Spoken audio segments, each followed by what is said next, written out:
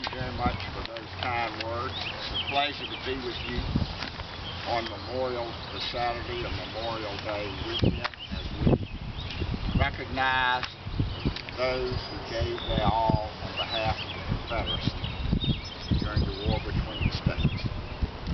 First, I'd like to say thanks to the Mildred Lee chapter of the UDC.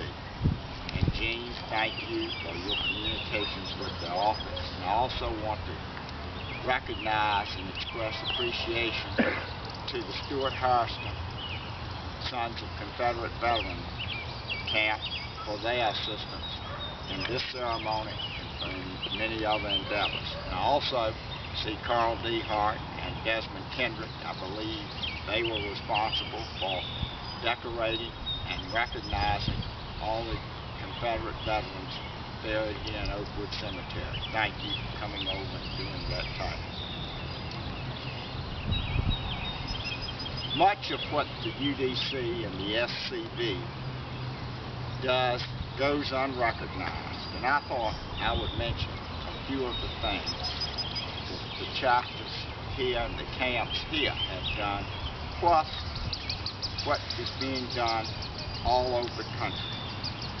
On Memorial Day, there are others, like Carl and Desmond, like the SCV chapter here and the UDC chapter, that recognize those that served in our bloodiest conflict.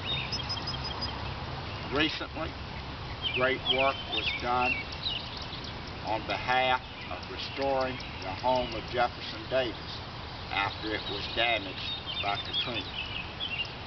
You published the Confederate Veteran. The UDC publishes various communications. You have joined environmentalists. And I'll have to say, I don't always agree with them, but I certainly agree with the efforts of the UDC and the Sons of Confederate Veterans to preserve battlefields and monuments in this country. Without your efforts, I doubt that Manassas would be the great attraction it is. It certainly wouldn't have the acreage that's there if it were not that the SCV made a huge donation there. In Richmond, they have donated properties, and both have worked hard all over our country to preserve our heritage. In Franklin County, the UDC has worked to get the monument restored with the Franklin County Board of Supervisors on the courthouse square, and I hope that occurs. And some of you may not have known there was an accident there a few years ago and broke the monument. And we're looking forward when it's going to be redone. And I want to salute all of you that participate in reenactments of Civil War battles, Civil War, and the war between the state events. John Red said that, and we've listened to too much national television. But I want to thank you for doing that. Without your efforts in that regard, much of our history would be lost. And I know Daniel Young is a neighbor of where my parents live. We grew up there together at Fork Mountain and Oak Level, and he has gone to many reenactments and helped many of those that do that past. And I want to say that we appreciate those efforts to preserve history. And I want to thank you for standing up for, if you will forgive me, for saying you are working to preserve and provide a true history. Here, here. I was interested in following what happened when Bob McDonnell issued his resolution, which had been done not by Governor Warner or Governor Kane, who are in league with the Washington Post and the New York Times, but George Allen and a number of governors before him, in one way or another, recognized Confederate History Month. And the issue of slavery came up.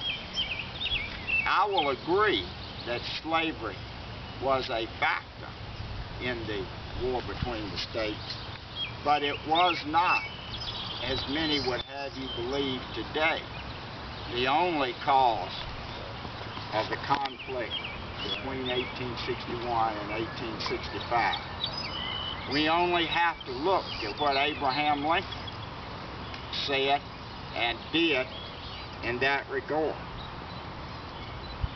Shortly after his election, Lincoln, who is hailed as the Great Emancipator and the end of slavery in the United States, endorsed a constitutional amendment to make slavery permanent in the 15 southern states. He also offered to help, this is Abraham Lincoln, offered to help southern masters return runaway slaves. And then when it came time in 1863 for the Emancipation Proclamation, it only covered the states that were in the Confederacy. It omitted Delaware, it omitted Maryland, it omitted Kentucky, and it omitted Missouri.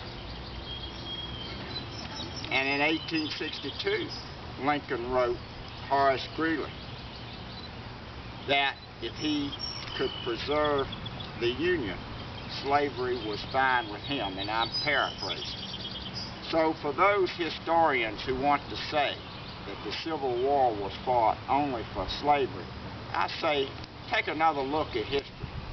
Read the facts and see that there were many causes. I know in Virginia did not join the Confederacy until the troops from the North were going to march in the South. And I know the representative from Franklin County, and I'm not sure about Henry County, but Jubal Early was one of the representatives, and y'all all know him, famous Confederate general who was born there in Franklin County.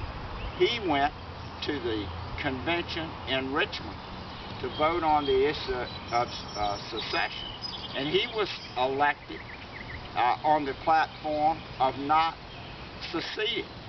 But after the actions that occurred in the North and the call for Virginia and North Carolina and Tennessee to take up arms against South Carolina, they reversed course and voted for secession.